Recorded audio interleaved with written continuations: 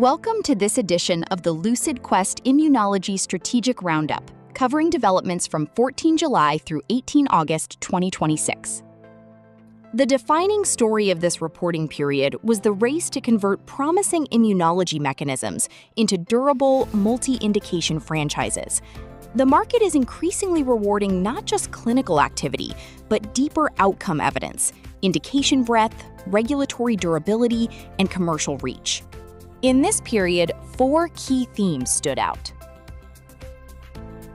The first was the rising evidence standard in IgA nephropathy. Novartis secured traditional FDA approval for Fabhalta after 2-year data demonstrated slower decline in kidney function, while Otsuka's visionary results for Voyxact also showed sustained preservation of eGFR versus placebo. Strategically, this shifts the competitive discussion beyond proteinuria toward whether therapies can materially alter long-term kidney outcomes. That could make organ preservation an increasingly important differentiator as the market matures. What remains uncertain is how complement and APRIL inhibition will ultimately be positioned, including sequencing, patient selection, and any potential role for combinations. The second theme was franchise expansion in autoimmune dermatology. Rinvoq's European approvals in non-segmental vitiligo and severe alopecia areata demonstrate how an established immune mechanism can move into diseases with historically limited systemic options.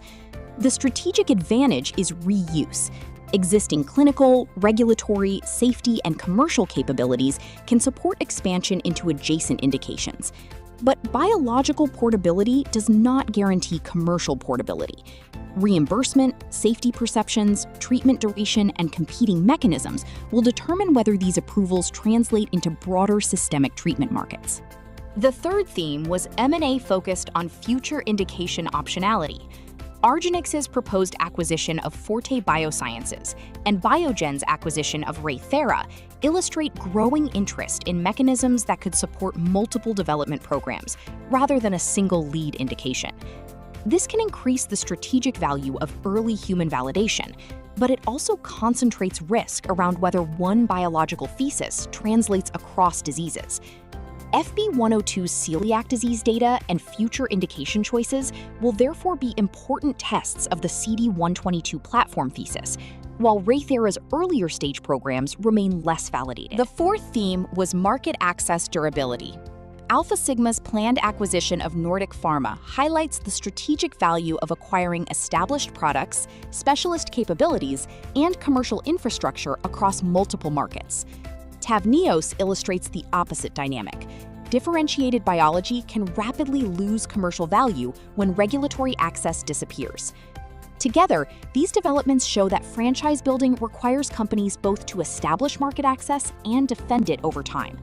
The open question is how effectively Alpha Sigma converts its expanded footprint into portfolio productivity, and how European AAV treatment patterns adjust following Tavneos' withdrawal.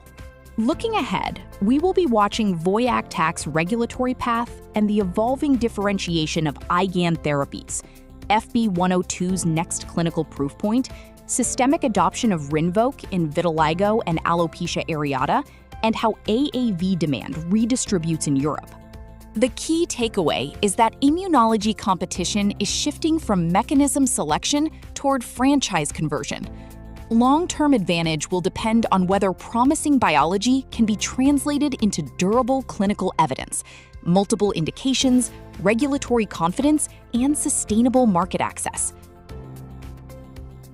Thank you for joining this edition of the Lucid Quest Strategic Roundup. For more healthcare market intelligence and strategic analysis, visit www.lqventure.com.